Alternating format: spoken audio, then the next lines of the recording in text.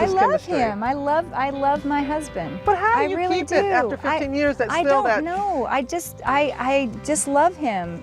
Sometimes he drives me nuts, and I drive him nuts. And I'm OCD and type A. He's like just the immediate, whatever's in the immediate, that's the choices that he makes. So we work differently, but I don't know. I really melt when I see my husband. When a country music queen mouths "what" at an awards show and the entire world thinks she's bitter, jealous, and entitled, what really happened behind that frozen moment? For Female Vocalist of the Year goes to... Can you open it?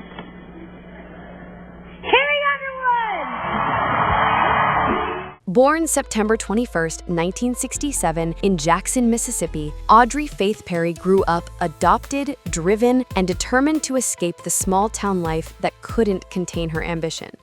There was a period of time when I first moved to Nashville, like the first couple of years, that I was just simply lost. That's when I went on the search for my birth family.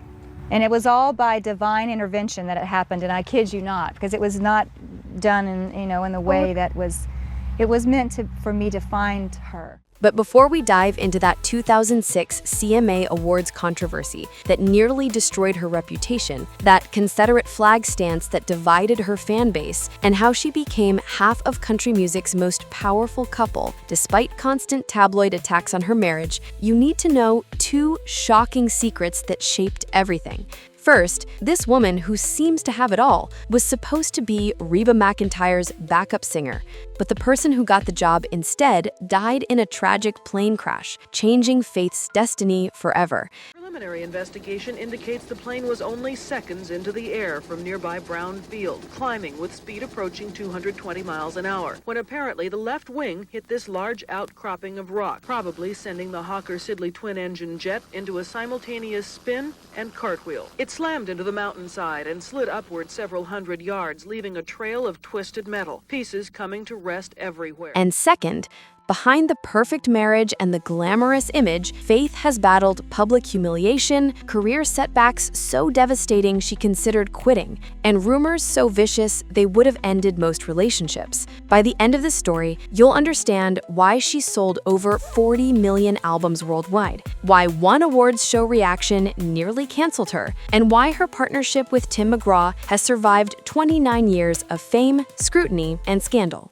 I'm in love with this man, and I will love him all of my life. And I wake up and thank God that I was blessed enough to find this kind of love. September 21st, 1967, Jackson, Mississippi. Audrey Faith Perry entered the world and was immediately placed for adoption. Ted and Edna Perry became her parents, raising her in the tiny town of Star, Mississippi, where dreams of stardom seemed impossible. But Faith knew from the beginning she was different. Being adopted gave her a sense of not quite belonging, of being meant for something else, somewhere else. That restlessness would drive every decision she made. Star, Mississippi wasn't just small, it was suffocating. Faith threw herself into everything: cheerleading, prom queen, church choir, any stage she could find. She scheduled singing gigs at fairs and churches, making just enough money to pay the band and buy gas. Her older brother drove her to performances and bought her blue suede boots. By 19, Faith had squeezed every opportunity from that small town. It was time to leave.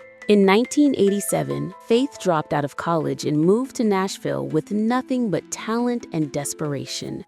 My first job in Nashville, I sold T-shirts at Fanfare for a week. Yeah.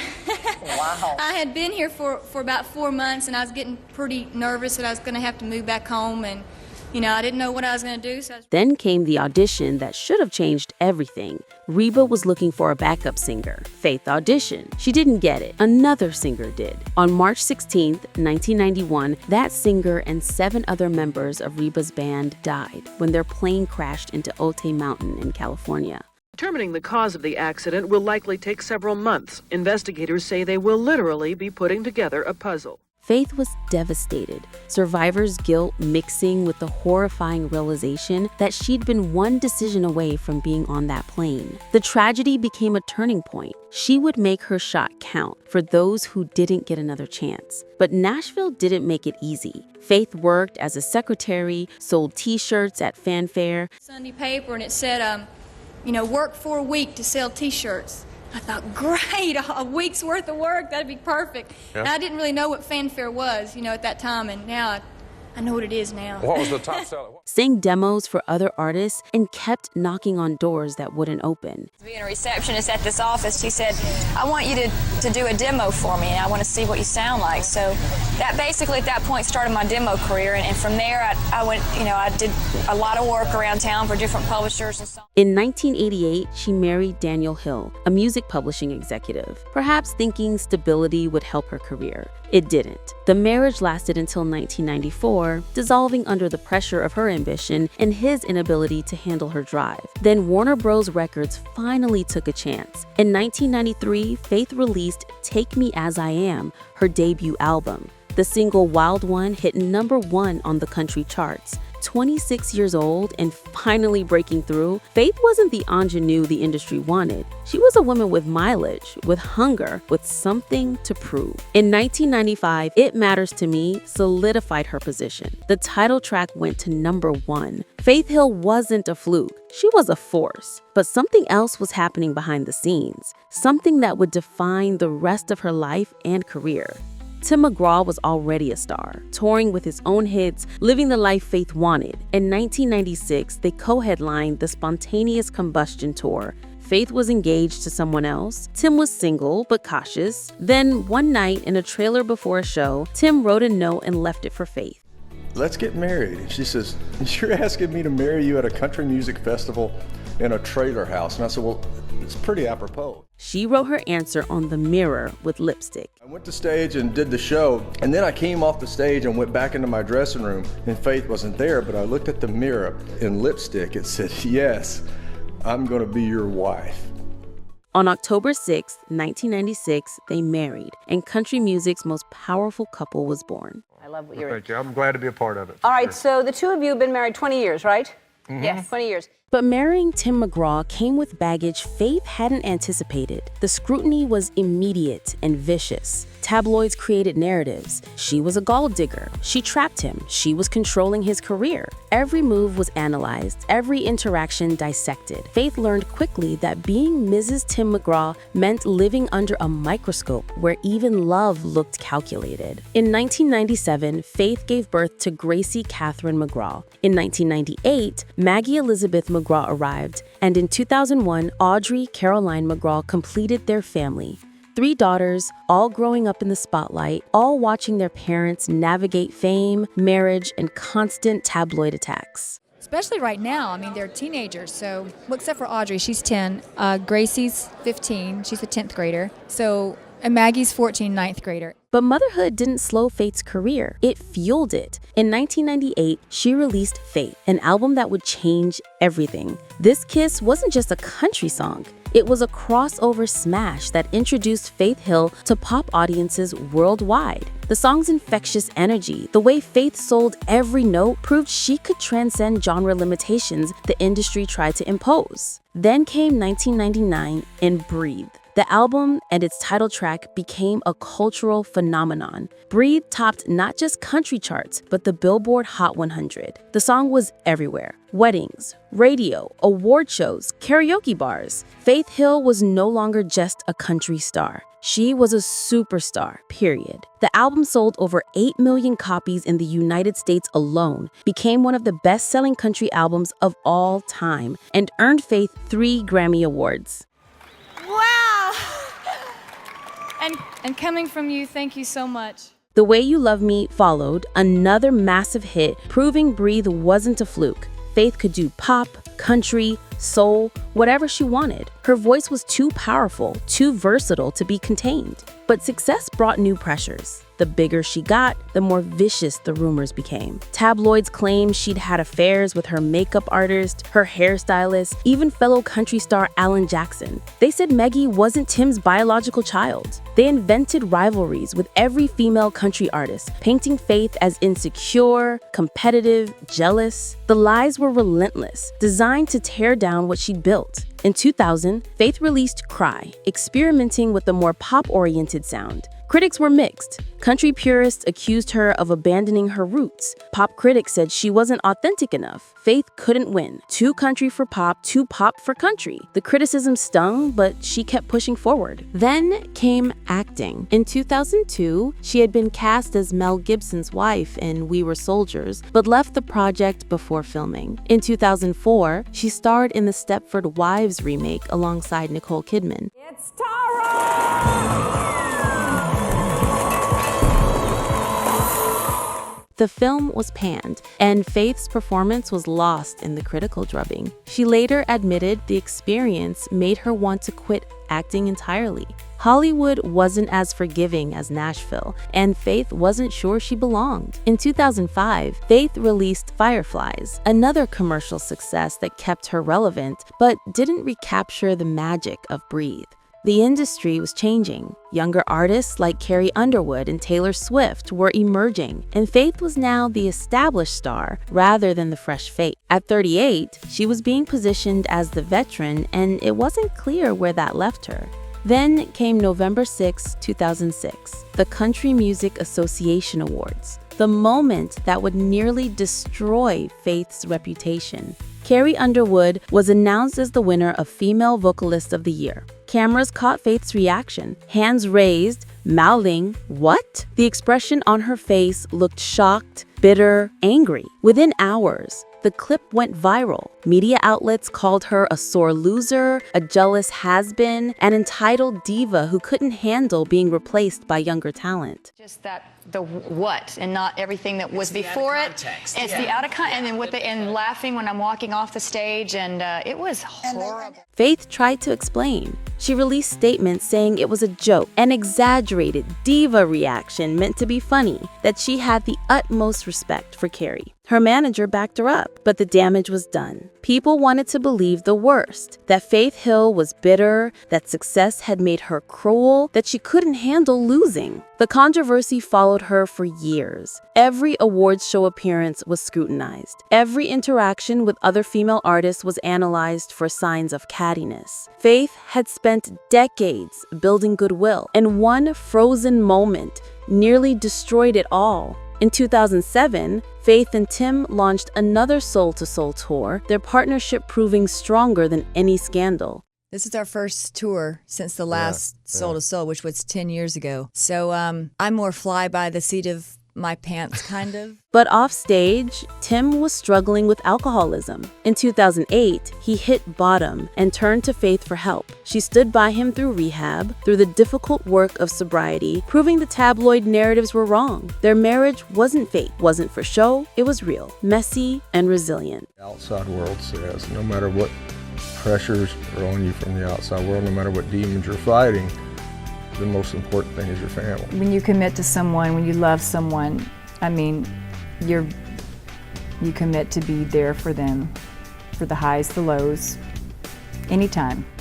Between 2008 and 2012, Faith's parents both passed away. Her father, Ted Perry, who had adopted her and supported her dreams, died after a long illness. Tim was there daily, visiting, helping Faith and her family through the grief. The man tabloids painted as unfaithful and uncommitted showed up when it mattered most. In 2017, Faith faced new controversy when she took to Twitter advocating for Mississippi to remove the Confederate battle flag from the state flag. For a Mississippi-born country star, the stance was risky. She explained that while some saw the flag as heritage, for many Black Americans, it was a symbol of terror, and it was time for change. The backlash was immediate. Fans accused her of being woke, of betraying her roots, of pandering to liberals. Radio stations threatened to pull her music, but Faith stood firm, refusing to back down even when it hurt her commercially. That same year, an incident at an awards show reminded everyone why Faith was so protective. A female fan inappropriately grabbed Tim on stage, attempting to grab his crotch. Yeah, she actually grabbed a handful. And you told her off. Well, I didn't mean to, but it just kind of happened that way, and it's not something Keep your that hands you. off my husband. Absolutely, Barbara.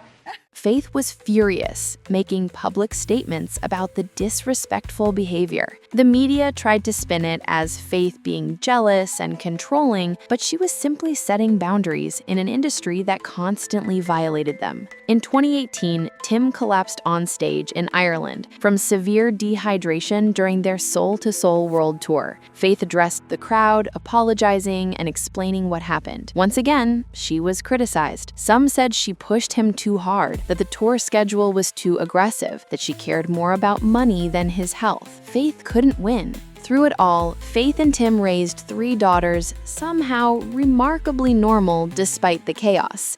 And then in a world where kids probably shouldn't be as normal as our kids are because of who their parents are and the world that they grew up in, that's the thing that I feel the most fortunate about and the most grateful for. Gracie, now 27, Maggie, now 26, and Audrey, now 23, grew up watching their parents navigate fame, scandal, and scrutiny while maintaining a real marriage. Faith took road trips with her daughters to college, saved turtles with them in Texas, and maintained boundaries that protected their privacy.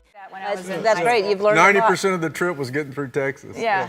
But that's so sweet that she got out and did that. She is an animal lover. She has saved things her entire life. Yeah.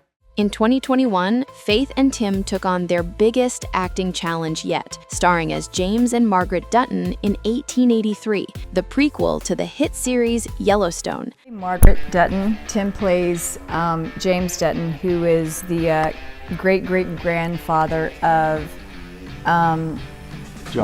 John Dutton, Who's Kevin Costner's who is character. Kevin Costner's character in Yellowstone. The show, created by Taylor Sheridan, followed the Dutton family's brutal journey from Texas to Montana in the 1880s. So we, scripts started to kind of trickle in, like episode 1, episode 2, episode 3. And I think both of us said, what is the story? Yeah, we know Yellowstone, but how would you portray this? The role was physically demanding, emotionally draining, and critically acclaimed. Faith finally got the acting validation she'd sought since The Stepford Wives nearly 2 decades earlier. At 54, she was proving she could do more than sing. She could act, could carry a prestige drama, could evolve beyond the box the industry kept trying to force her into.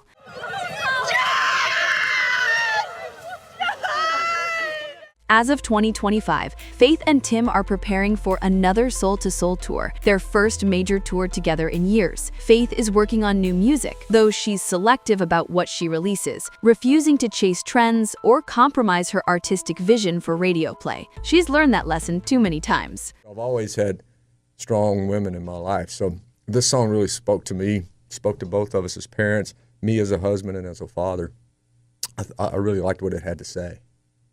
Faith's net worth as of 2025 is estimated at $200 million, built through album sales, touring, endorsements, acting, and smart business decisions. She launched her perfume line, Faith Hill Parfums, years ago, modeled for major brands, and became the voice of Sunday Night Football for 5 years. Every revenue stream was carefully managed, every opportunity maximized. But numbers don't capture what Faith Hill represents. She's the Mississippi girl who refused to stay small, who survived a plane crash by not being chosen, who built a career despite being told she wasn't country enough, wasn't pop enough, wasn't young enough. She's the woman who mouthed "what" at an award show and spent years proving she wasn't the villain the media wanted her to be. She's half of a marriage that tabloids have tried to destroy for 29 years, with rumors of affairs, addiction, and abuse. None of it true, all of it designed to sell magazines at the expense of real people's lives. And she's the mother who somehow raised 3 grounded, normal daughters in an industry that destroys families. Her hit songs defined generations. Wild One announced her arrival. This Kiss proved her crossover appeal. Breathe made her a superstar. The Way You Love Me solidified her dominance. Cry showed her versatility, and Mississippi Girl brought her back to her roots. Each song marked a chapter in a career that refused to follow anyone's rules but her own. I was 19 and overwhelmed. Now I'm 44 and fierce. I like having timing. I've learned that from you. I haven't been on the road in 10 years. This is our The Confederate flag controversy, the CMA Awards moment, the constant tabloid attacks on her marriage, Faith survived them all by refusing to be anything other than herself. At 57, she's still performing, still acting, still proving that women in country music don't have an expiration date despite an industry obsessed with youth. And when she takes the stage for the next Soul to Soul tour, it won't just be a concert. It will be a testament to resilience, to a marriage that survived fame, to a career built on talent rather than scandal, and to a woman who learned early that not getting the backup singer job might have been the best thing that ever happened.